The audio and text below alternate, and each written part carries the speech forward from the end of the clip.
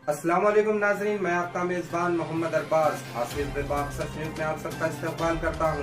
आइए देखते हैं आज की अहम खबर। अभी तक आपने हमारे चैनल आसिफ बेबाक सच न्यूज को यूट्यूब पे सब्सक्राइब नहीं किया है तो सब्सक्राइब करने, लाइक शेयर कमेंट करना ना भूलें।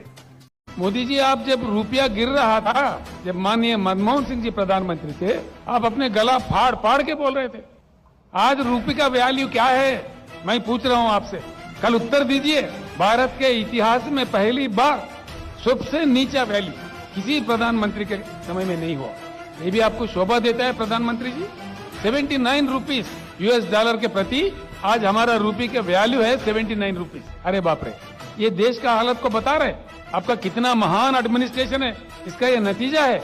आप ही कह रहे थे, मैं जानना चाहता हूं भाई, नेपाल का रुपया नहीं गिरता, बांग्लादेश का नहीं गिरता, सिर्फ भारत का ही क्यों गिरता। हम जानना चाह रहे हैं मोदी जी, आज भारत का ही रुपया क्यों गिरता।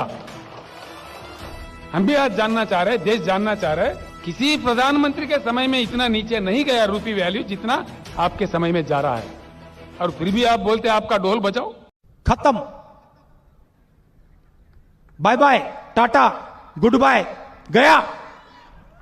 वो दिल्ली मुझे मिलने आए, बहुत बढ़िया मुझे शाल उड़ाई, बहुत मुझे आदर किया और इतना प्यार दिखाया, इतना प्यार दिखाया, ये केसीआर के कैरेक्टर में ही नहीं है। मैंने कहा, केसीआर, ये लोकतंत्र है, तुम कौन होते हो बेटे को राजगादी दे, तुम राजा महाराजा हो क्या?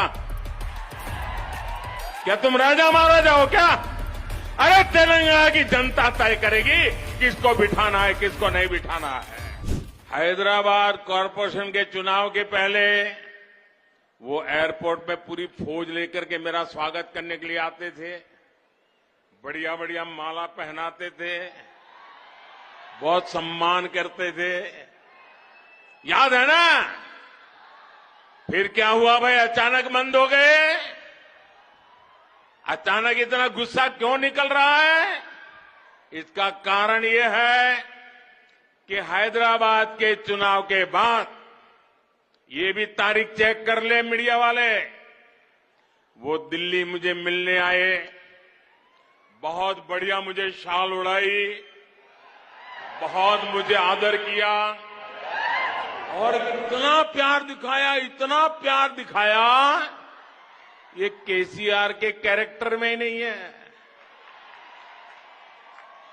और फिर मुझे कहने लगे कि आपके नेतृत्व में देश प्रगति कर रहा है, हम भी एनडीए का हिस्सा बनना चाहते हैं, आप हमें एनडीए में शामिल कर दीजिए। मैंने कहा, आगे क्या? बोले, हैदराबाद में म्युनिसिपल कॉरपोरेशन में हमारी मदद कर दीजिए। मैंने केसीआर को कहा, आपके कारनामे ऐसे हैं, मोदी आपके साथ जुड़ नहीं सकता है।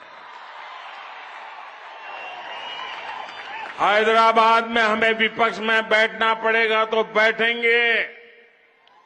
केसीआर की सरकार हमारे कार्यकर्ताओं पर जुल्म करेगी तो जुल्म सहेंगे, लेकिन हम तेलंगाना की जनता से दगा नहीं कर सकते हैं। भले तेलंगाना की जनता ने हैदराबाद में हमें पूर्ण बहुमत दे दिया, लेकिन 48 सीट भी तेलंगाना का भाग्य बदलने की शुरुआत है।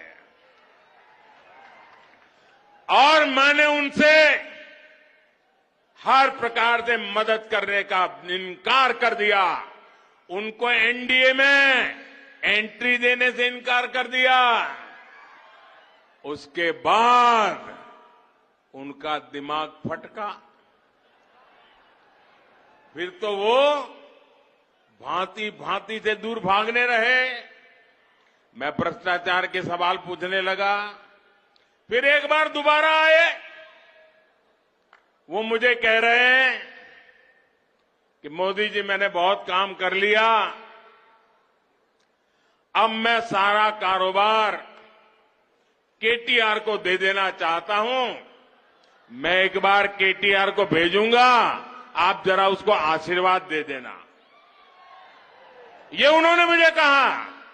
मैंने कहा केसीआर, ये लोकतंत्र है, तुम कौन होते हो बेटे को राजगादी दे? तुम राजा महाराजा हो क्या? क्या तुम राजा महाराजा हो क्या? अरे तेलंगाना की जनता तय करेगी किसको बिठाना है, किसको नहीं बिठाना है। बस वो दिन आखिरी था। उसके बाद एक बार भी वो मेरे से आंखें नहीं मिला पा रहे हैं। मेरा परछाया भी देखने की हिम्मत नहीं बची उनकी। आप देखा, अभी मैं सरकारी कार्यक्रम करके आया, कोई भ्रष्टाचारी मेरे बगल में बैठ करके मेरा ताप सहन नहीं कर सकता है, इसलिए भाग रहे हैं।